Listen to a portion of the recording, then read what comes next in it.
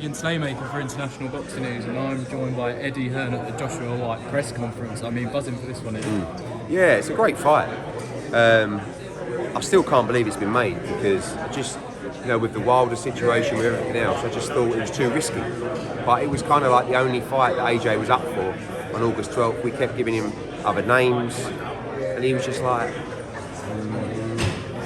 what about Dillian? What about Dillian? And I'm glad that we've got a fight that he can really get into mentally.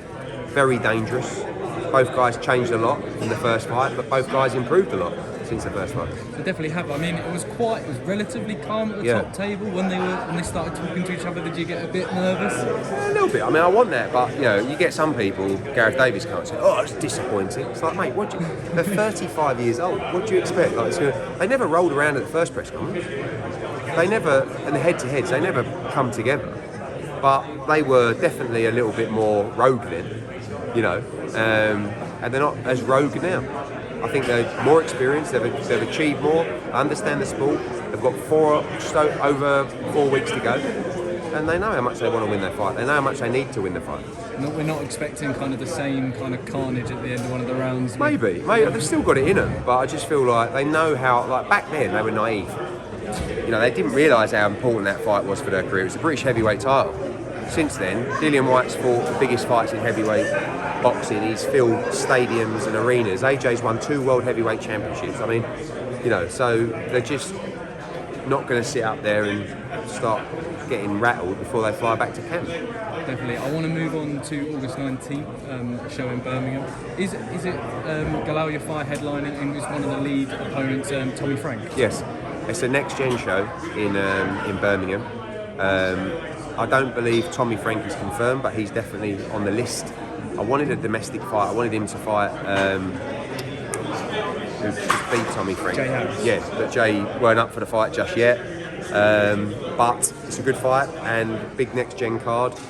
That's ready to announce really, but as you know, we're trying to announce this slate from August to December, of which we're planning to try and box off by the end of this week. Definitely. I mean, and one of the big names on DAZN as well under your stable, Bivol. Do we have an update on his opponent yet? And could it be Anthony Yard? Possibly. We're going to reach out to Queensberry for the Yard fight. He's hurt his hand. A lot of people.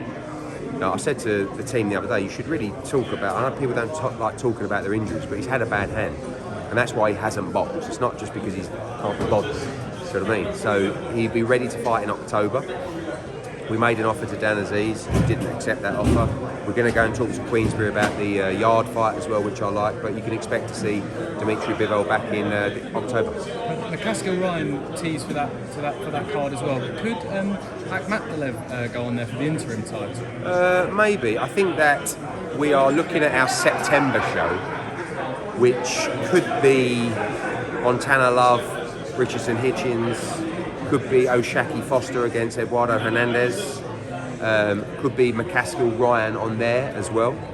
So we're just literally at the moment just trying to box everything off. We're checking Hernandez's hands after his fight in Mexico. But I love that fight, and obviously a lot of talk about the Joe Cordina situation. That's really how you can build a fight between those two, and I think that would be a good way to do it.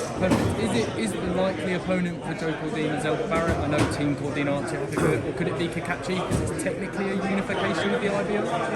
Yeah, I mean, I think Joe's been quite outspoken. He wants a unification fight. I understand that, but if we're going to do a voluntary, I like doing it against a Brit because I think there's more interest.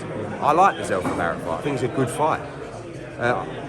It might be a better fight than the Cacace fight. It might, I don't know. But either of those, we've gone to Team Cordina with. They can look at other opponents as well. It doesn't have to be a Brit, but for me, I just think it will do better. And I think we need to lead towards that unification fight in the spring, summer, and just carry on that momentum. Definitely. On the EBU's website, it said that Rhiannon Dixon versus Katarina Thanderz for the EBU is going to land on September 2nd. Is that still the plan? So that's potentially on our card, but I think it's more likely that Thanderz against Dixon will land on Ben Eubank if that gets made. Obviously, it's a Wasserman fighter and a Matchroom fighter. I think on that card there will be a lot of those matchups. So if Conor Benn against Chris Eubank gets over the line, it's likely you'll see Thanderz against Dixon on that card. Perfect. Well, we're looking forward to that one. And a little bit of an update on Wood Warrington. There's rumours that kind of October 7th is the working date for that. Is that right? Definitely the working date for that. We're still talking to Komatov, the WBA. We have agreed terms with Warrington and Wood if we can work the other stuff out. Sheffield Arena, Manchester wasn't available, Forest couldn't do it because of the fixtures, so we're going to split Sheffield Arena down the middle, Leeds on one side, Nottingham on the other. It's going to be wild. It's a great fight. So not done yet, but certainly both fighters have agreed terms for that fight, subject to WBA approval. Perfect. With that fight as well, we had Terry Harper reply to it. Obviously, she's not from too far away.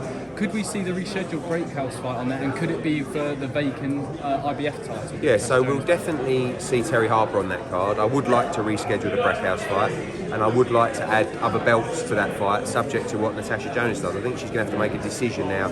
She's won a championship in another weight class, so we'll see what she does, but Terry will definitely be on that card, and probably against Breakhus. Perfect, and my final couple, Cameron Taylor 2. Is November 25th kind of the working day? Working day, back in at the 3 Arena.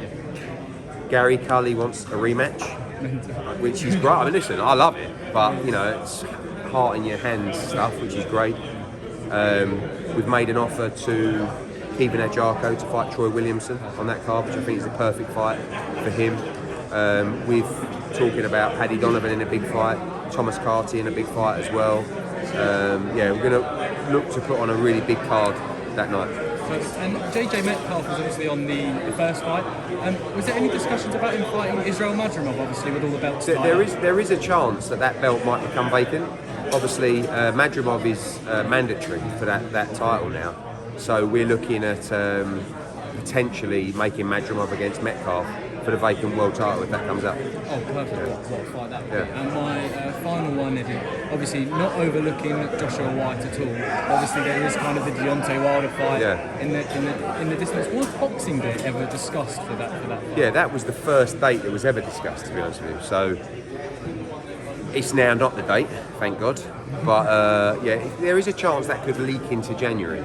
But December, January, but not Boxing Day. Perfect, Eddie Hearn. Thank you very much. Cheers, mate. Thank you. Thank you very much.